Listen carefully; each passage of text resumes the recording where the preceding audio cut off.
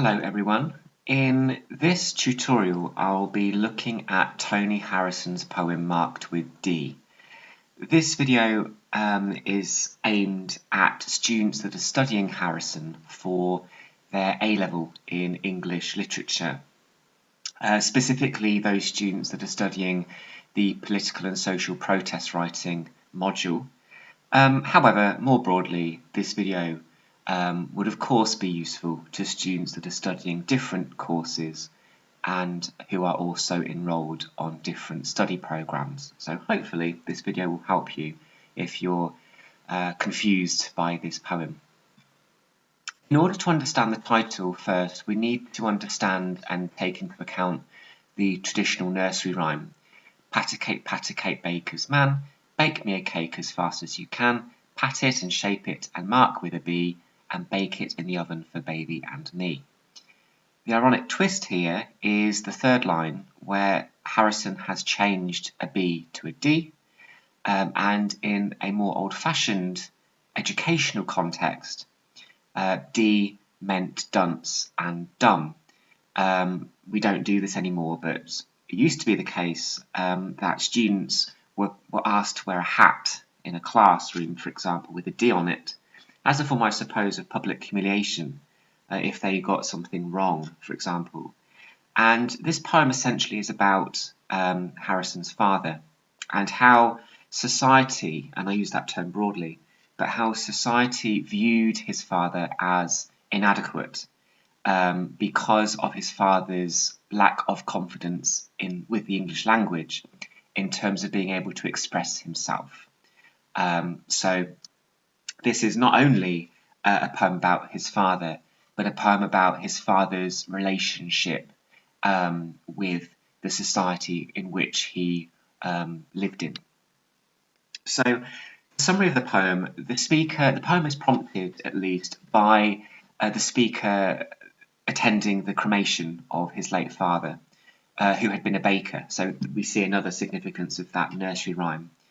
The setting of the crematorium is used metaphorically to link to his father's workplace. There are a number of things, for example, which exist in both the crematorium and in a bakery. While attending this cremation, the service, the speaker thinks of how his father was plagued all his life by feelings of inadequacy and inarticulacy because of the oppressive social or class system that existed, and to some extent still exists.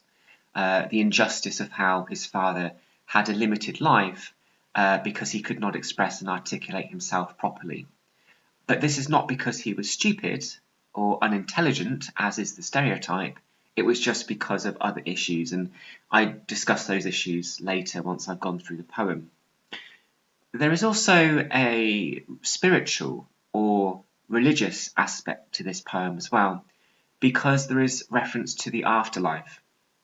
But the speaker admits very honestly that he does not believe in the afterlife. So he does not believe, therefore, that the father will be reunited with loved ones at the gates of heaven, as is the belief. So the speaker himself opts to root his experiences in the literal earthly world rather than a spiritual belief system. So let's look at the first section then of the poem.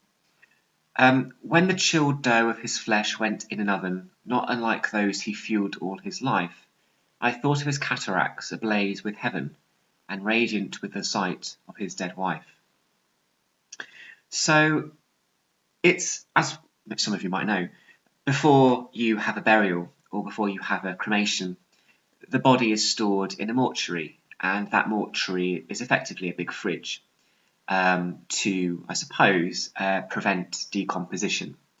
So the fact that it's chilled is reference to that, but also metaphorically dough. Of course, this is also the language and semantics of a bakery going on here. This is also very monosyllabic. It's very kind of matter of fact. It's emotionally detached. There isn't any kind of expression of mourning or any kind of emotional distress. It's very kind of matter of fact. And that can also show through the reference to the oven. We don't usually refer to people going in an oven when they are cremated. It might sound disrespectful. But again, it continues that comparison, that metaphorical link to the father's profession as a baker. The verb fueled as well, he fueled all his life, suggests that it could refer to the lighting of the ovens, but also how hard his father worked in the bakery all his life. In the third line there, we have the pronoun I, so it tells us that this is from a homodiegetic perspective, and I suppose there is a autobiographical link here, because this poem was written about effectively Harrison's own father, so it is autobiographical.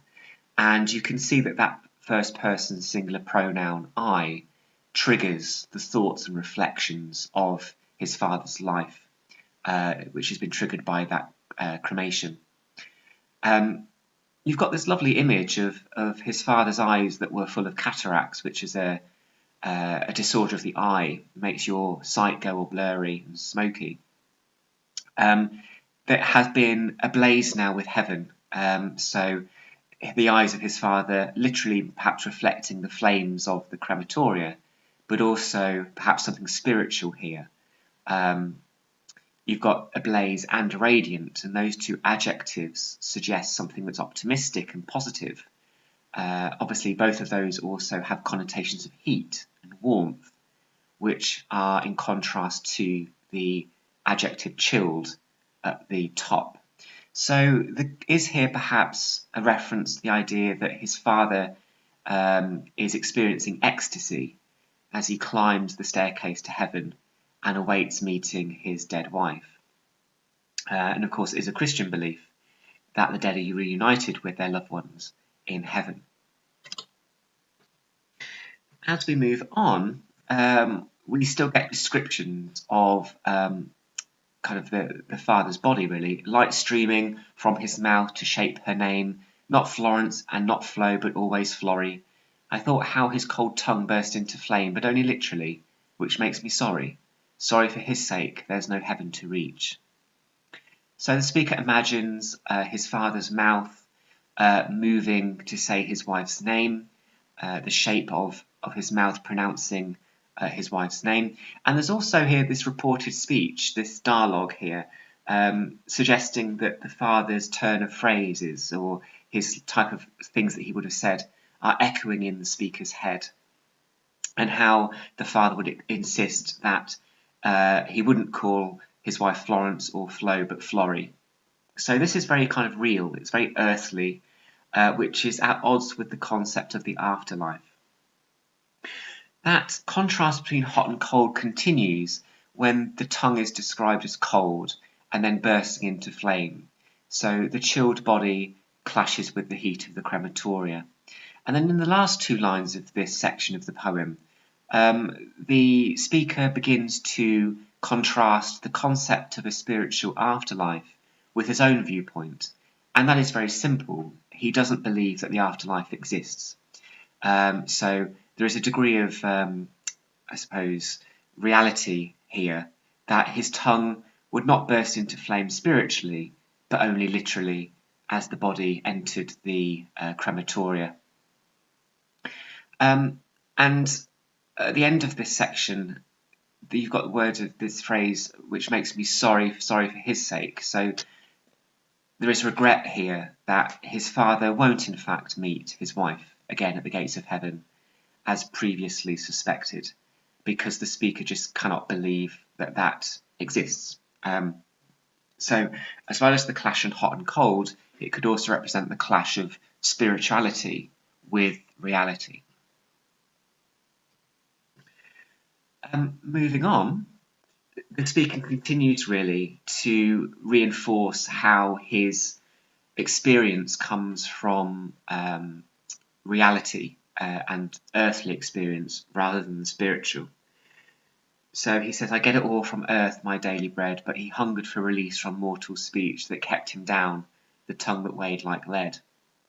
So you've got the verb hungered here, suggests a desperate desire for something. So this is when the speaker starts to turn away from just a simple description of the crematorium or the process of crematoria, to really the main topic of this poem, which is the father's problem with speech and language.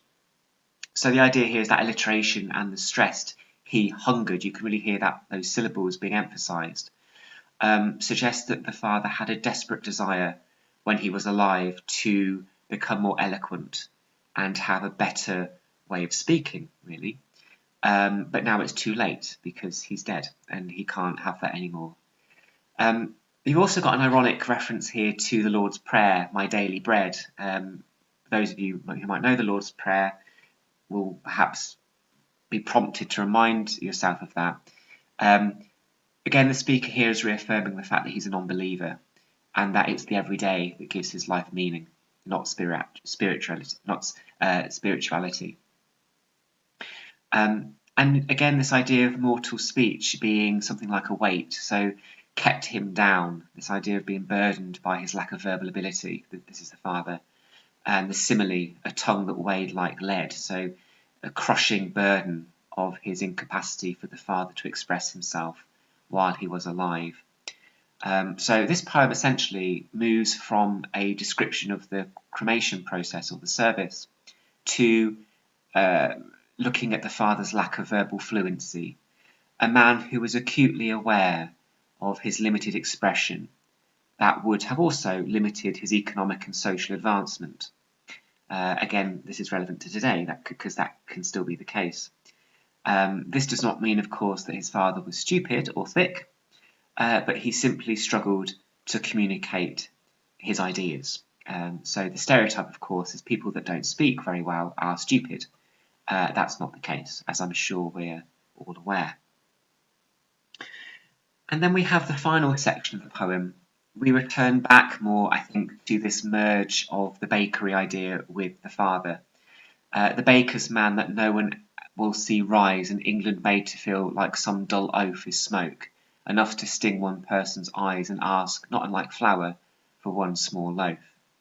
So England here is representative of a far broader society. It represents here almost the managerial anti-working class prejudices that have existed and to some extent arguably still exist, which is in society people looking down on others, and that renders people at the bottom of the social ladder feeling powerless and inadequate, which is referred to there as the dull oaf.